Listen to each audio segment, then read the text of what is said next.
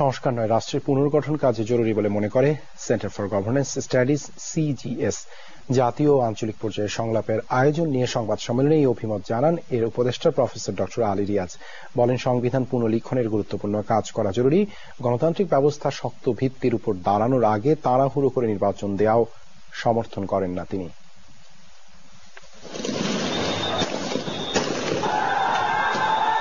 বাংলাদেশে টেকসই গণতন্ত্র ও ন্যায় বিচার প্রতিষ্ঠায় জাতীয় ও আঞ্চলিক পর্যায়ের সংলাপের আয়োজন নিয়ে centre for governance studies CGS এর সংবাদ সম্মেলন।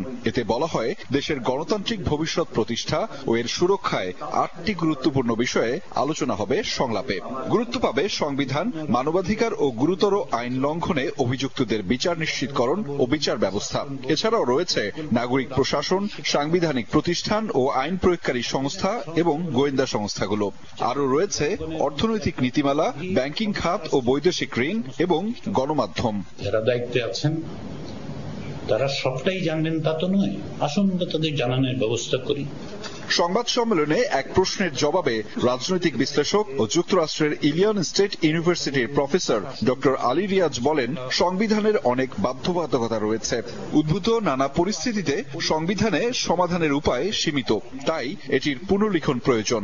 ক্ষমতার এককেন্দ্রীকরণের এই পথগুলি যদি আপনি সাংবিধানিকভাবে বন্ধ না করেন, তাহলে ভবিষ্যতে আরো একজন স্বৈরাচারীর তৈরি হওয়ার পথ আসলে আপনি বন্ধ করতে পারবেন না।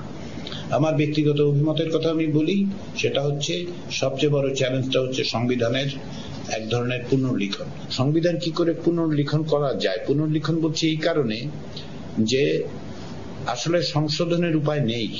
বাংলাদেশের পরিস্থিতি নিয়ে ভারতীয় গণমাধ্যমে যে ভুল তথ্য দেয়া হচ্ছে, এর জবাব দিতে বাংলাদেশি গণমাধ্যমের প্রতি আহ্বান জানান ডক্টর রিয়াজ। বলেন, বর্তমান সরকারের মাধ্যমে টেকসই গণতান্ত্রিক ব্যবস্থা জোরদার করতেই সংলাপের আয়োজন করা হচ্ছে।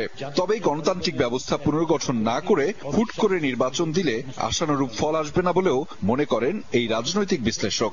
কতগুলো মৌলিক বিষয়ে আপনি যদি অ্যাড্রেস করতে না পারেন, তাহলে শুধুমাত্র তাড়াহুড়ার নির্বাচনে গণতান্ত্রিক পুনর্গঠন হবে না, এটা আমরা মনে করি।